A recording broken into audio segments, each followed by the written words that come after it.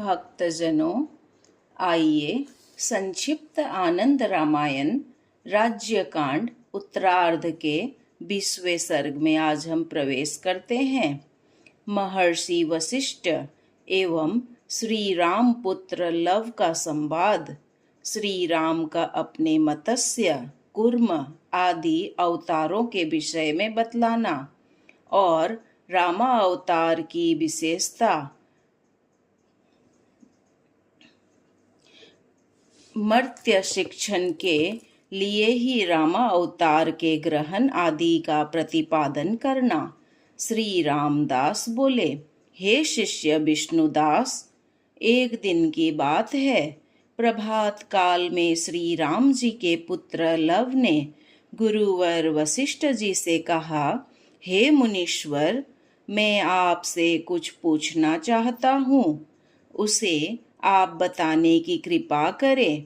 हे गुरु, यद्यपि महर्षि वाल्मीकि जी की कृपा प्रसाद से वह बात मुझे ज्ञात है, तथापि अन्य सभी लोग भी उस बात को जान जाएं, इसी दृष्टि से मैं आपसे पूछता हूँ।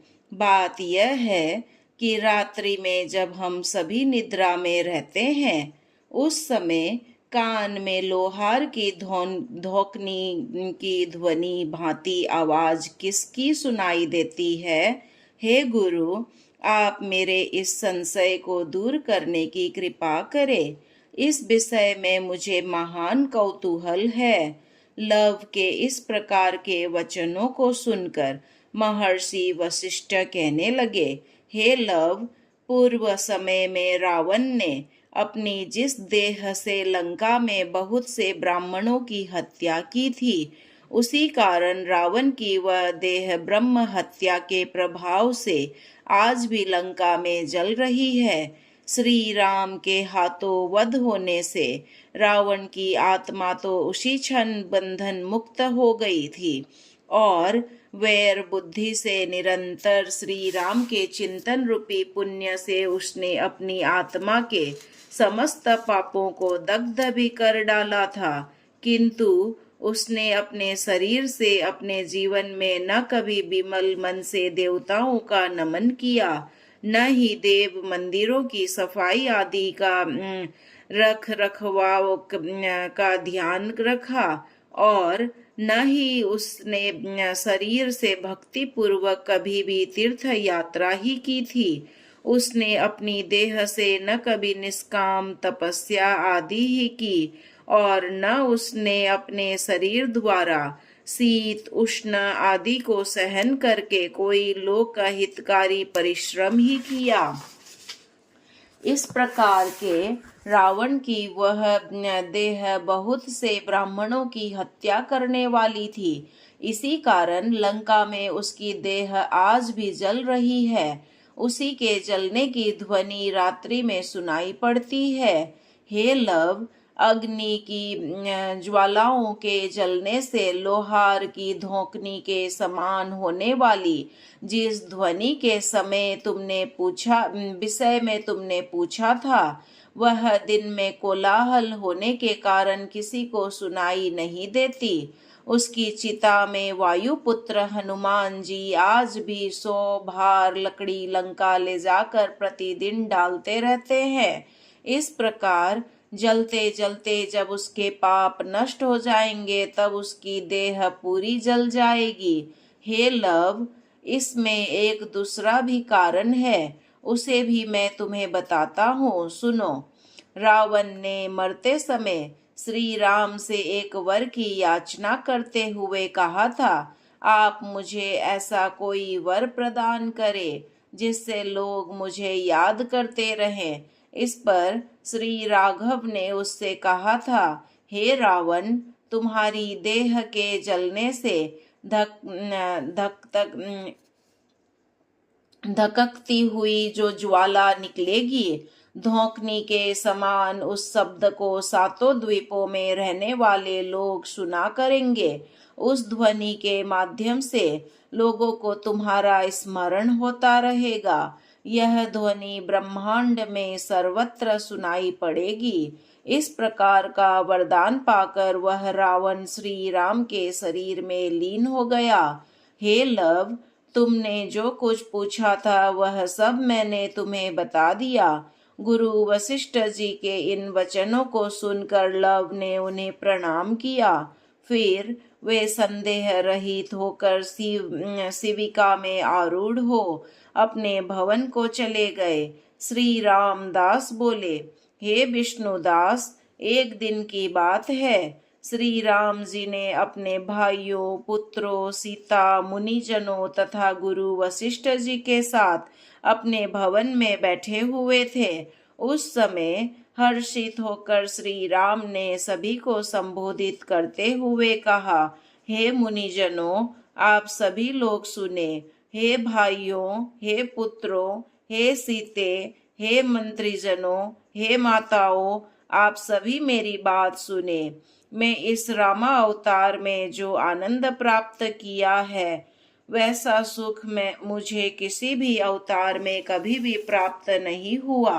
मैंने विविध कार्यों के संपादन के लिए जिन बहुत से अवतारों को धारण किया है उनकी गणना संभव नहीं। उन सभी अवतारों में 7 अवतार अत्यंत श्रेष्ठ है, किंतु उन अवतारों में भी मैंने रामा अवतार के समान सुख का उपभोग किसी अवतार में नहीं किया है। पूर्व काल की बात है, समुद्र में शंखासुर नामक एक महान दैत्य हुआ। उसने सत्ययुग में सत्यलोक से समस्त वेदों को चुरा लिया था। उसका वध करने तथा पुनः वेदों की प्रतिष्ठा करने के लिए मैंने मत्स्य अवतार धारण किया। तब क्षण मात्र में उसका वध करके मैंने पुनः विष्णु रूप धारण कर लिया। गर्हित मत्स्य योनि तथा तिर्यक योनि में कौन सा सुख प्राप्त होता। अतः उन अवतारों में, उन मत्स्य आदि योनियों में बहुत दिनों तक मैं नहीं रहा।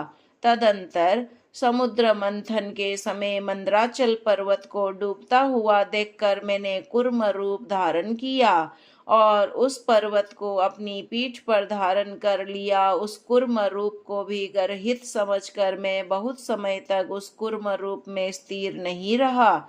उस जलचर जाति में जल में कौन सा सुख प्राप्त हो सकता है। तदंतर पृथ्वी को समुद्र में डूबता हुआ देखकर मैंने विशाल बराह रूप धारण कर उस पृथ्वी को अपनी दाढ़ों पर उठाकर डूबने से बचा लिया। उस समय दैत्य हिरण्याक्ष पृथ्वी मेरी है इस प्रकार से मुझसे स्पर्धा करता हुआ उसे सागर के अंदर ले जाना चाहता था। उस पशु रूपी वराह की योनि में भी जल में कौन सा सुख मुझे प्राप्त होता। अतः उस अवतार में भी मुझे कोई सुख प्राप्त नहीं हुआ। भक्त प्रहलाद के वचनों की रक्षा के लिए मैंने स्तंभ से प्रकट होकर नरसिंह रूप धारण किया और नरसिंह अवतार धारण कर मैंने क्रुद्ध होकर क्षण भरों में ही हिरण्यकश्यपु दैत्य को मार डाला। उस समय मेरा वह नरसिंह स्वरूप अत्यंत तेजस्वी, प्रकाशमान एवं महान भयावह था। उस भयंकर स्वरूप के समक्ष प्रहलाद के अतिरिक्त और कोई भी जाने में सक्षम नहीं था। फिर ऐसे स्वरूप में कौन सा सुख प्राप्त होता। उस सिंह की योनि में अत्यंत क्रुद्ध होकर मुझे कौन सा सुख मिल सकता था। अत्यंत सुखोपभोग की इच्छा रखने वाले मुझे उस योनि में अनुमात्र सुख भी प्राप्त नहीं हुआ। इसके पश्चात दैत्यराज बलि को मोहित करने के लिए मैंने लघु रूप में वामन अवतार धारण किया।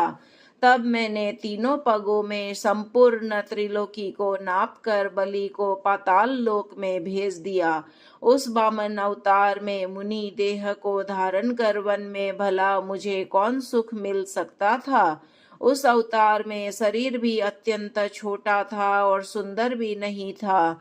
फिर ब्रह्मचारी के वेश में भूमि में भ्रमण करते हुए सुखी होने की कौन सी बात हो सकती है। अतः मैं उसी समय स्वर्गलोक को चला गया। फिर मैंने ब्राह्मण का रूप धारण कर जमदग्नि के पुत्र रूप में परशुराम नामक नाम से अवतार धारण किया और 21 बार इस पृथ्वी को क्षत्रियों से विहीन कर डाला। उस अवतार में मैंने महान वीर सहस्रार्जुन का वध किया। मेरा वह परशुराम अवतार भी क्रोध रूप था और वेश मुनि का था। फिर वन में निवास करने वालों मुनि जनों को सुख प्राप्त होता है, यह बात कहाँ संभव है। यह सब समझकर मैंने उस जन्म में महान तपस्या की। तपस्या में निरत मुझे कौन सा उत्तम सुख मिला होगा, यह सब आप जान ही सकते हैं। इस प्रकार मैंने पूर्व काल में पृथ्वी पर 6 अवतार धारण किए, लेकिन हे मुनीश्वरों, उन अवतारों में मुझे कुछ भी सुख प्राप्त नहीं हुआ। आगे द्वापर युग आने पर मैं गोकुल में कृष्ण नाम से अवतारित होऊंगा, परंतु उस अवतार में भी मैं इस रामा अवतार के समान सुख प्राप्त नहीं कर सकूंगा। इसका कारण आप विस्तार से सुनिए। मेरा जन्म होने से पहले ही मेरे माता पिता वसुदेव देवकी कारागार में होंगे। उस शैशव काल में मैं माता पिता से रहित होऊंगा और गोकुल में दूसरे के घर में नंद बाबा के यहाँ वृद्धि को प्राप्त करूंगा। गोप वेश धारण कर गायों के पीछे पीछे घूमते हुए मुझे कौन सा सुख प्राप्त होगा। वहां मैं पुतना वत्सासुर कालिया नाग अश्वरूप केसी तथा वकासुर आदि का वध करूंगा। विविध स्त्रियों को वरदान देने के कारण वहां उनके साथ में रास लीला रचाऊंगा तथा मक्खन और वस्त्रों आदि का हरण करूंगा। तदंतर मैं मथुरा आकर कुवल्या पीड़ हाथी को मारने के अनंतर मामा कंस का वध करूंगा। वहां मुझे निश्चल गोपियों के साथ निष्ठुरता का व्यवहार करना पड़ेगा।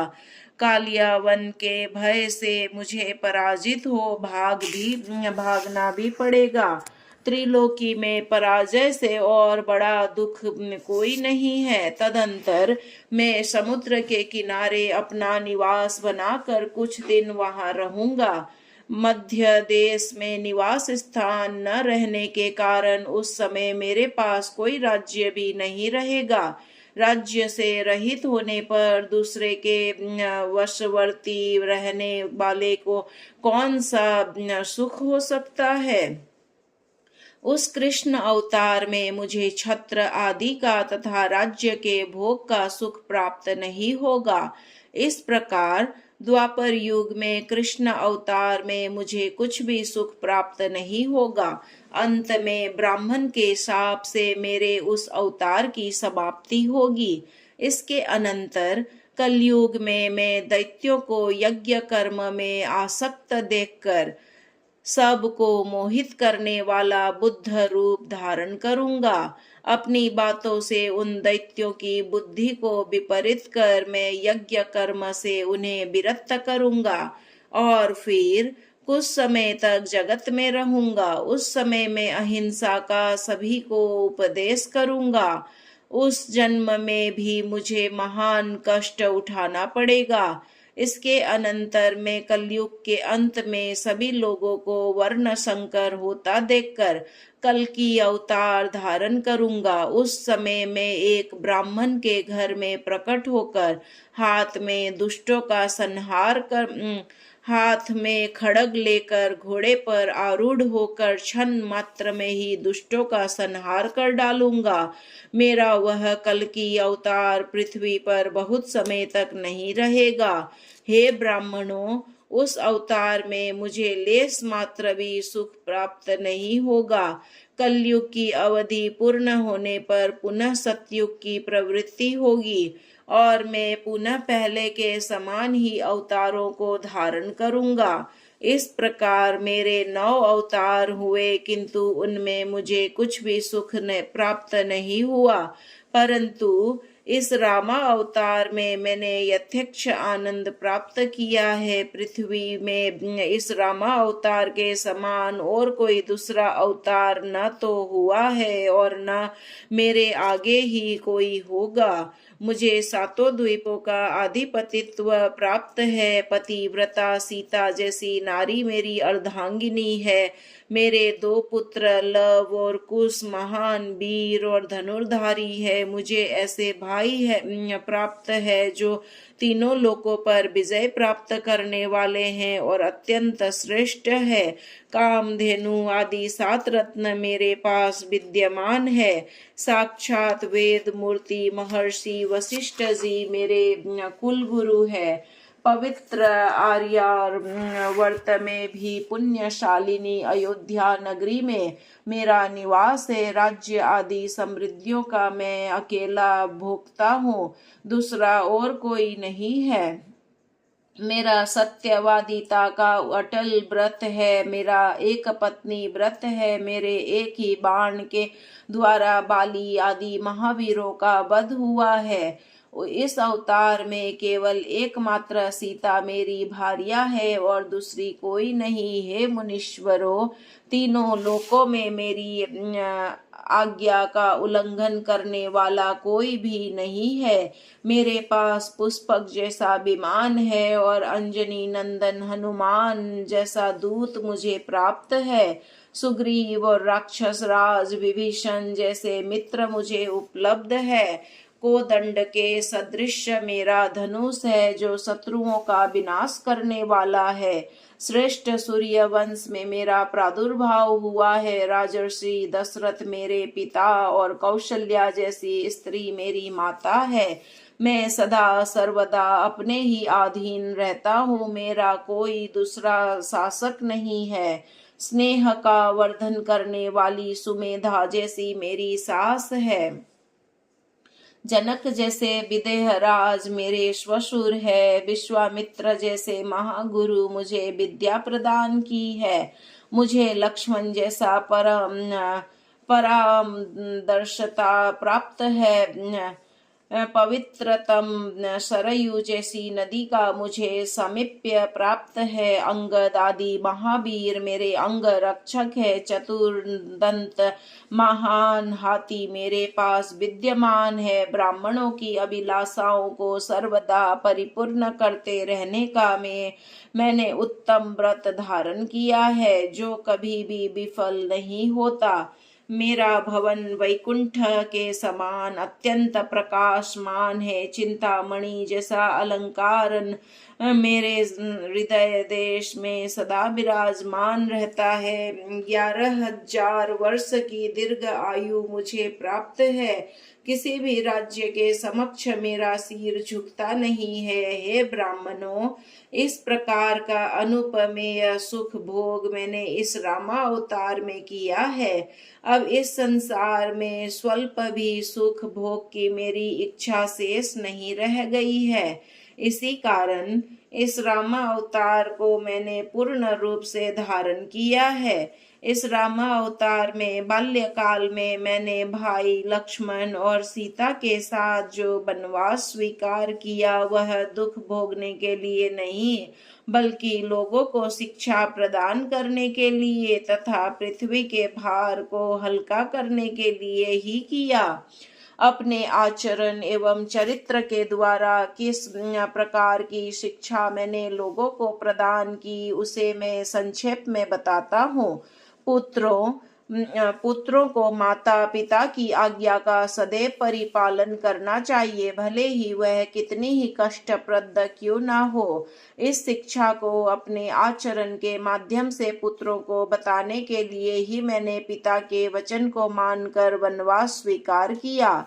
उस समय क्या पिता की आज्ञा को टालने की क्षमता मुझ में नहीं थी अवश्य, किंतु लोगों को आचरण की शिक्षा देने के लिए ही मैंने पिता की उस आज्ञा का पालन किया। क्या उस समय क्रोध में आकर माता कैकेयी तथा मेरे राज्याभिषेक में विघ्न डालने वाली मंथरा को दंड देने की सामर्थ्य मुझ में नहीं थी? किंतु उन्हें दंड न देकर मैंने लोगों को यही शिक्षा प्रदान की कि स्त्री का अपमान नहीं करना चाहिए और भी माता की आज्ञा का भी उसी प्रकार पालन करना चाहिए जैसे कि अपनी माता का किया जाता है। अपने सुखोपभोग के लिए लोगों को चाहिए कि वे कभी भी दूसरों का वध ना करें। इसी उपदेश को देने के लिए मैंने कैकेयी और मंथरा को दंड प्रदान नहीं किया। अपने भाई की हिंसा नहीं करनी चाहिए और दूसरे के राज्य को प्राप्त करने की अभिलाषा नहीं रखनी चाहिए। इस प्रकार की शिक्षा देने के लिए मैंने भाई भरत का अहित नहीं किया। पिता दशरथ के दिवंगत हो जाने पर भी मैंने उस राज्य को स्वीकार नहीं किया। राज्य में आसक्त लोग भोग विलास में अनुरक्त न हो जाए, इस उपदेश को प्रदान करने के लिए मैंने अयोध्या के राज्य का परित्याग कर बन जाना स्वीकार किया। माता पिता मित्र तथा पुत्र आदि स्नेह की आसक्ति नहीं करनी चाहिए। इस अनासक्त भाव की शिक्षा लोगों को प्रदान करने के लिए ही विप्रजनों मैंने स्नेह शक्ति का परित्याग कर दिया था। सुख और दुख दोनों को समान समझना चाहिए। सुख आने पर हर्षित ना हो और विपत्ति आने पर शोक ना करे। इस बात को लोगों को बताने के लिए ही मैंने राज्य सुख का त्याग कर वन में अनेक क्लेशों को भोगा था। मैंने दोनों ही स्थितियों में समता के भाव में स्थित था। काम क्रोध आदि शत्रुओं का तथा दुष्टों का सदा वध करना चाहिए। इसी उपदेश को बताने के लिए मैंने वनवास के समय स्वयं कठोर संयम का पालन किया और मुनियों का वध करने वाले अनेक दुष्ट राक्षसों का वध किया था। साधक को स्त्री का संग सर्वदा ही त्याग करने योग्य है और एकाकी रहकर तपश्चर्या करनी चाहिए। अपना चित्त स्त्रियों में कभी भी न लगाएं। इस उपदेश को प्रदान करने के लिए मैंने वन में सीता के विरह को प्रदर्शित किया था। वास्तव में जनक नंदिनी जानकी तो मुझसे कभी भी भिन्न नहीं है, सर्वथा अभिन्न ही है। हे ब्राह्मणों, यह मैं सत्य बात कह रहा हूँ। आर्त जनों की सदैव रक्षा करनी चाहिए और दुष्ट जनों का वध करना चाहिए। इसी बात की लोगों को शिक्षा देने के लिए ही मैंने वानर राज सुग्रीव और राक्षस राज विभीषण की रक्षा की और बाली तथा रावण आदि राक्षसों का वध किया। इस बात से मैंने यह भी उपदेश दिया कि लोग अपनी कीर्ति का विस्तार करें। मैंने समुद्र में पत्थरों को तराया। क्या मैं बिना सेतु बांधे आकाश मार्ग से लंका में नहीं जा सकता था? यद्यपि अपने मन में कोई वस्तु पवित्र प्रतीत हो किंतु लोगों को वह विरुद्ध प्रतीत हो तो अपनी उस प्रिय वस्तु का भी परित्याग कर देना चाहिए। इसी बात की शिक्षा देने के लिए मैंने सीता को पवित्र जानकर भी लंका में अग्नि की दिव्य साक्षी मिलने पर भी लोकपवाद के भय से सीता का परित्याग कर दिया था। तथापि स्वयं द्वारा जिस पवित्र वस्तु का पहले भ्रम से परित्याग कर दिया गया हो और बाद में मालूम पड़े कि वह सर्वथा शुद्ध है तो उसे पुनः अंगीकार कर लेना चाहिए। इसी बात को बताने के लिए परित्यक्त पवित्र सीता को मैंने पुनः अंगीकार कर लिया था। हे ब्राह्मणों, मैंने एक पत्नी व्रत लिया, अनेक प्रकार के राज्य कर्मों को संपन्न किया, अश्वमेध आदि यज्ञों का अनुष्ठान किया, सदाचार एवं धर्मचरण का पालन किया, नाम मंत्र का जप किया, स्नान संध्या देव पूजन पितृ तर्पण आदि जो भी कर्म मैंने सदा संपन्न किए वे सब लोगों को आचरण की शिक्षा देने के लिए ही किए। भला मुझ सभी प्रकार की आसक्तियों, कामनाओं एवं कर्म बंधन से रहित सच्चिदानंद स्वरूप परमात्मा को इन सभी कर्मों से क्या प्रयोजन। मैं सदा आनंद स्वरूप हूँ, सुखात्मा हूँ और लोगों को सुख प्रदान करने वाला हूँ। अवतार के आधार पर ही मैंने आप सभी के समक्ष सुख और दुखों की बात की है। यह सब कौतूहल के लिए कहा है, इसमें कोई संशय नहीं है। भक्तों एवं उपासकों को के संतोष के लिए ही मैंने विशेष गुणों से संपन्न इन अवतारों का वर्णन किया है। मेरे लिए सभी अवतार समान बुद्धि से भली भांति विचार करने पर मुझे यह निश्चित होता है कि सभी अवतारों में यह रामा अवतार ही श्रेष्ठ है।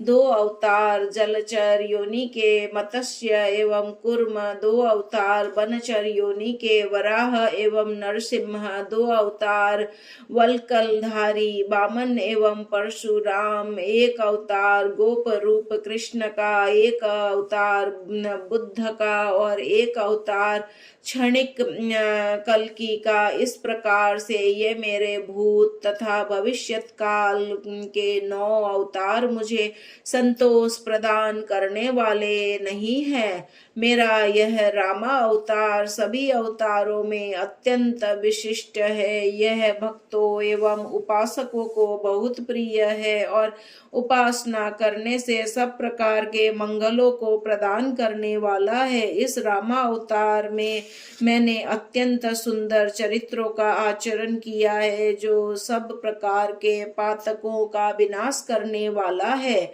और इनका श्रवण करने से ये मुक्ति को प्रदान करने वाला है। मेरे इस अवतार का लेना सदा ही भजन करते उठाए हैं।